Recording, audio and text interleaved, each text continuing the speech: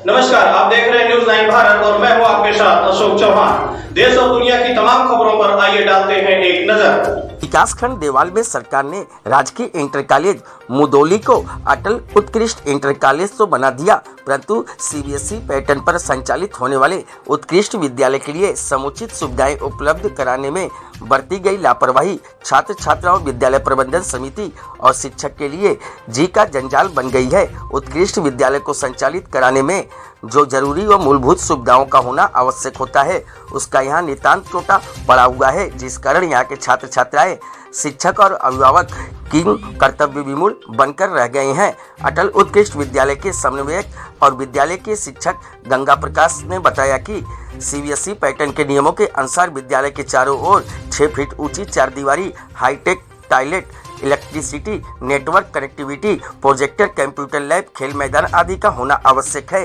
परंतु अभी यह सभी सुविधाएं उपलब्ध नहीं हो पाई हैं। अब गृह परीक्षाएं शुरू हो गई हैं, तो छात्र छात्राओं से बातचीत करने पर उन्होंने कहा कि इंग्लिश मीडियम से अचानक परीक्षाएं देने में उन्हें मुश्किलें आ रही हैं। कहते हैं कि इंग्लिश मीडियम के लिए प्रारंभिक स्तर से ही बच्चों को अंग्रेजी पढ़ानी चाहिए, ताकि आगे बड़ी कक्षाओं में अंग्रेजी माध्यम अड़चनें पैदा नहीं करेंगी।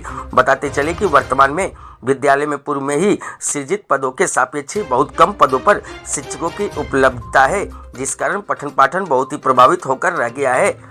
बताते चले कि विश्व पर्यटन के नक्शे पर मौजूद नंदा देवी लोकजात और राजजात, रूपकुंड, बेदनी, बुग्याल, लाटू धाम आदि विश्व प्रसिद्ध तमाम पर्यटन स्थल वाले मार्गों पर लगभग 10 ग्राम पंचायतों के नौनिहालों को पठन पाठन उपलब्ध कराने वाले इंटर कॉलेज मुंदौली का हाल बहुत ही बेहाल है।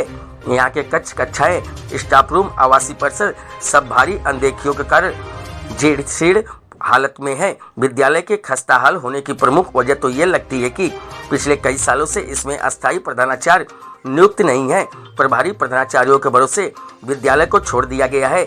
विद्यालय प्रबंधन समिति के अध्यक्ष बलवंत सिंह बिष्ट ने बताया कि विद्यालय में हर साल तमाम छोटे बड़े निर्माण कार्य हुए हैं, परंतु उनकी गुणवत्ता पर ध्यान देने की किसी ने जहमत नहीं उठाई, जिस कारण वह सभी निर्माण कार्य सिर्फ और सिर्फ पैसा कमाने तक ही सीमित रह गए। और बताया कि पिछले सालों में 65 लाख की लागत से रमसा के तहत निर्मित भवन भ्रष्टाचार की भेंट चढ़कर उसकी छत जगह जगह बरसात में टपक रही है, जिस कारण उस भवन में कक्षाएं संचालित नहीं हो पा रही हैं। कहा कि इस तरह विद्यालय का मुख्य भवन का छत भी हमेशा बारिश के दौरान टपकता रहता है। कहा कि हर साल इस भवन की छत पर सीमेंट का टल्ला लगाकर बजट ठिकाने लगाए जाते रहे हैं और आजकल भी छत को फिर से खोदकर उसके ऊपर सीमेंट का टल्ला लगाने का काम चल रहा है, जो कि पुनः फिर से समस्या उत्पन्न करेगा। इसलिए एक बार में पूरी छत तोड़कर नए सिरे से नई छत डाल देनी चाहिए। सर, आज जो मोहम्मदपुर में कार्यक्रम आपके नेतृत्व में आयोजित किया गया, इस कार्यक्रम का क्या उद्देश्य है? किन किन कार्यक्रम आयोजित किए गए? आज ब्लॉक स्तरीय बाल क्रीड़ा प्रतियोगिता 2021-22 ब्लॉक मोहम्मदपुर में संपन्न किया गया, जिसमें मुख्य अतिथि डॉक्टर कृष्ण मुरारी विश्वकर्मा, पूर्व राज्य मंत्री, सहायक शिक्षा निदेशक बेसिक, डॉक्टर श्री अमरनाथ राय, जिला बेसिक शिक्षा अधिकारी श्री अतुल कुमार सिंह, तहसीलदार मेहनगर श्रीमती रानी गरिमा जायसवाल उपस्थित रही। उन्होंने अपना अमूल्य समय दिया हमें, हम उनके आभारी हैं। आज के इस प्रतियोगिता में race 50 metre, 100 metre, 200 metre, kho kho, kabaddi, बालक बालिका वर्ग, जूनियर, प्राथमिक अलग अलग स्तर पर आयोजित किया गया।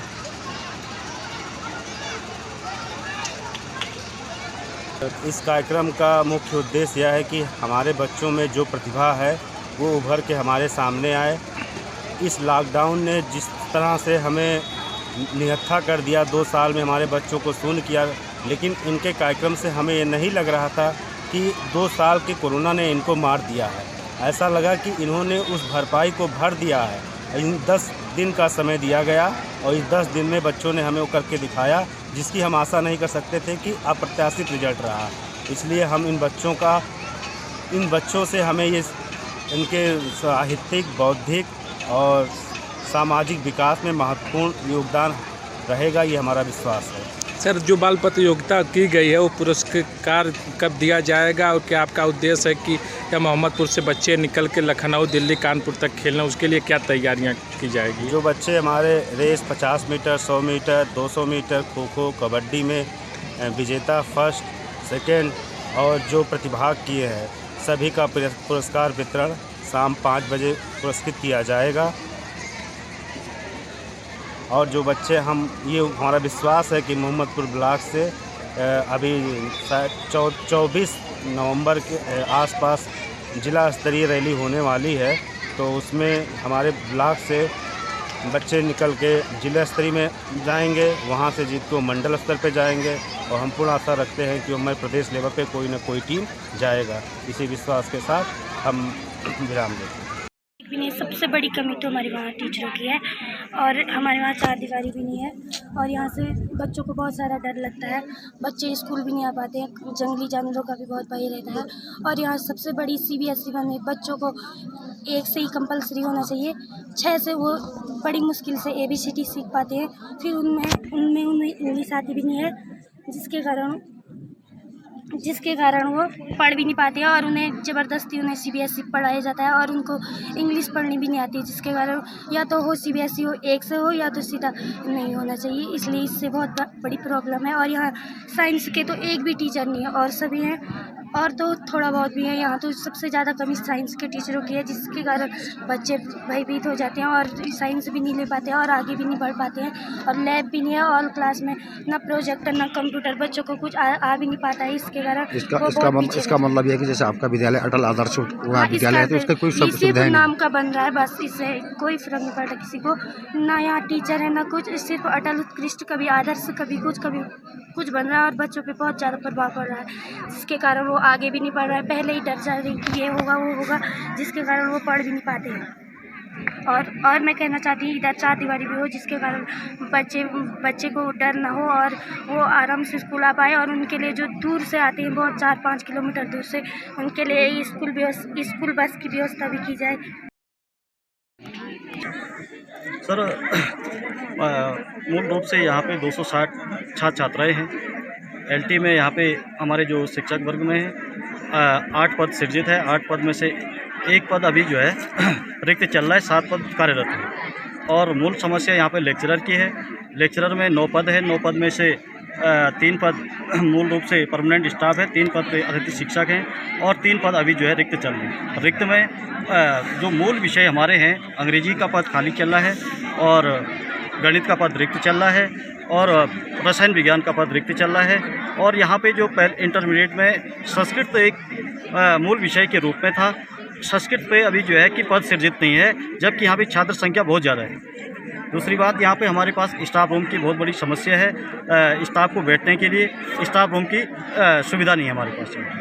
और जो बच्चे यहाँ से दूर से आते हैं, काफ़ी दूर दराज से आते हैं, उन्हें जंगली जानवरों का भी भय बहुत ज़्यादा बना रहता है। सर, एक्चुअली हमारे पास स्टाफ कम होने की वजह से जो है इस साल नहीं चला रहे। इससे पिछले साल हमारी क्लासें वहाँ पे चलती थी, रेगुलर 9th और 10th की क्लास चलती थी वहाँ पे, लेकिन स्टाफ कम होने की वजह से नहीं चल पा रही। अभी वर्तमान में हमारे वहाँ पे जो है लाइब्रेरी वहीं है, बच्चे खेल के लिए जाते रहते हैं, पुस्तकालय वहीं है, बच्चे अध्ययन इंटरवल में वहीं करते हैं। जी, कई बार पत्राचार किया सर। मूलभूत जो हमारी यहाँ पे समस्या है 4th क्लास की समस्या है। 4th क्लास में मात्र यहाँ पे जो है 1 व्यक्ति है और एक हमने PTA के तहत जो है नियुक्त कर रखा है। पूरी देखभाल वही करता है, छुट्टियों में जो है रात और दिन को चौकीदारी के रूप में वही।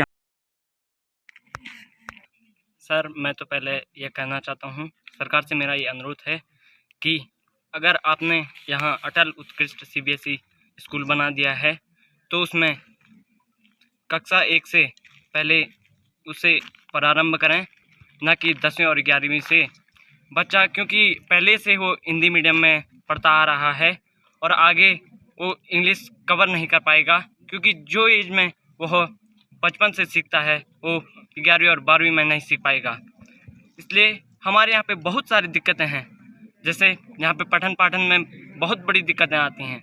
यहाँ टीचर्स नहीं हैं और हमारी इंग्लिश में इंटरमीडिएट में इंग्लिश के टीचर, मैथ्स केमिस्ट्री के टीचर नहीं हैं, जिनमें हमारे अनेक शिक्षकों की ड्यूटी लगाई जाती है, जिससे सर लोग भी बहुत परेशान होते हैं और जिस कारण वो पढ़ा नहीं पाते हैं। इसलिए मेरा सरकार से ये अनुरोध है, अगर आपने CBSE तो कर दिया है तो यहाँ टीचर्स की पूरी उपलब्धता कराएं और हमारे स्कूल में जिस प्रकार टीचर्सों को भी बड़ा वो आने में दिक्कतें का सामना करना पड़ता है, जो दिक्कतें आती हैं वो उनके पहले तो वो अपनी फैमिली के साथ रहना चाहते हैं और उनकी फैमिली को ना तो कोई अच्छा स्कूल नहीं मिल पाता उनके बच्चों को, और यहाँ पे कमरे की भी बहुत बड़ी दिक्कतें हैं। यहाँ पे स्कूल में आवास तो हैं पर लेकिन उनमें कोई सुविधाएं नहीं हैं। सुविधाएं इसलिए नहीं हैं क्योंकि यहाँ पे हमारे चारों ओर देख सकते हैं आप, जंगल इलाका है। रात को लोग आते हैं, भालू, सुअर इत्यादि अधिक मात्रा में टूट फूट हो जाती है। यहाँ पे चौकीदार की भी कोई व्यवस्था नहीं की गई है और मेरा सरकार से यही अनुरोध है कि यहाँ पे हैं आप है और स्पोर्ट्स में तो टीचर उपलब्ध हैं और टीचर्स उपलब्ध होने के बावजूद हमारे पास एक अच्छा सा फील्ड नहीं है, जिस कारण हम आगे नहीं बढ़ पाते हैं। और मेरा सरकार से यही अनुरोध है कि आप जल्द से जल्द यहाँ। धन्यवाद सभी मीडिया प्रभारियों का। और मैं PTA अध्यक्ष मुंदोली इंटर कॉलेज, यहाँ पर बहुत मूलभूत समस्याएं हैं और ये एकल विद्यालय है न्याय पंचायत स्तर का। यहाँ पर 15 ग्राम सभाओं का एक विद्यालय है। यह सरकार के तर्ज पर पहले तो आदर्श बना, अब अतल उत्कृष्ट किया गया है और यहाँ पर CBSE पैटर्न की बात की जाती है। मैं सरकार का सबसे पहले भी तो धन्यवाद करना चाहता हूँ कि सरकार ने अटल उत्कृष्ट के साथ साथ इसको CBSE पैटर्न का रूप दिया, परंतु यहाँ पर बहुत बड़ी मूल समस्याएं हैं। यहाँ न तो पूर्ण तरह कक्षाओं के लिए भवन है, न अतिरिक्त कक्ष हैं, न प्रयोगशालाएँ हैं, न यहाँ पर टीचर्स हैं और तमाम समस्याएं, न शौचालय हैं। यहाँ पर दूर संचार के लिए कनेक्टिविटी नेटवर्क की बहुत बड़ी प्रॉब्लम रहती है और यहाँ पर जितने भी भवन बनाए गए हैं इससे पूर्व में बनाए गए हैं, चाहे वो PTA के माध्यम से बनाया गया, चाहे SMC के माध्यम से बनाया गया, चाहे अन्य योजनाओं के माध्यम से बनाया गया हो, परंतु वो विद्यालय लचर व्यवस्था में है। चाहे यहाँ पर यहाँ अतिरिक्त कक्ष की बात की जाए, चाहे फील्ड की बात की जाए, चाहे खेलकूद के सामग्री की बात की जाए, चाहे प्रयोगशालाओं की बात की जाए, क्योंकि हमें हर बार देखने को, मैं जब भी PTA की बैठक में आता था तब मुझे देखने को ये मिलता था कि यहाँ पर अध्यापकों को आवास की सब सुविधा होते हुए भी वो आवास खंडर के खंडर हैं। अभी भी मैं देखा कि वहाँ पर जितने जो आवास हैं वो बिल्कुल जीर्ण शीर्ण अवस्था में है, जबकि सरकार उनको रिपेयरिंग मेंटेनेंस कर सकती थी, क्योंकि बरसात के दिनों में अध्यापक लोगों को रहने की दिक्कतें होती हैं।